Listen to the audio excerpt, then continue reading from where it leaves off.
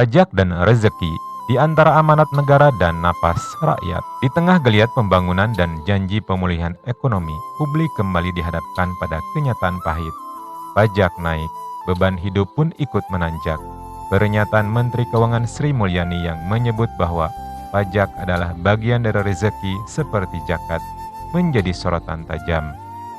Bagi sebagian masyarakat, ungkapan itu terdengar filosofis. Namun bagi yang hidup pas-pasan itu terasa seperti candaan yang tak lucu. Zakat itu ikhlas, pajak itu wajib, tulis seorang netizen dalam unggahan yang viral di media sosial.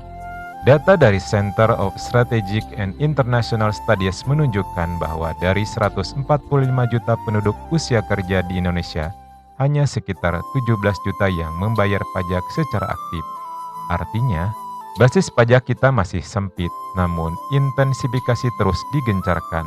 Kenaikan PPN menjadi 12% mulai Januari 2025, serta target penerimaan pajak 2.692 triliun di tahun 2026 menjadi bukti bahwa negara sedang serius menggenjot pendapatan fiskal.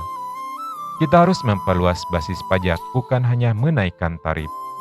Yusuf Rendy Manilit, ekonom dari Center of Reform on Economics di Cianjur, suara rakyat terdengar lirih namun jelas.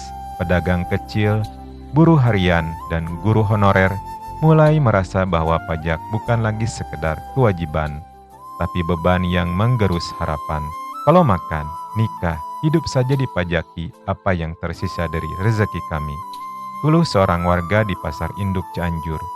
Gambar satir yang beredar, truk kecil yang tuliskan pajak hidup, pajak nikah, hingga pajak PSK menjadi simbol keresahan kolektif. Namun di balik kritik, ada ruang refleksi. Pajak adalah tulang punggung negara, sumber dana pendidikan, kesehatan, dan infrastruktur. Tapi cara menyampaikannya harus bijak, empati, dan adil.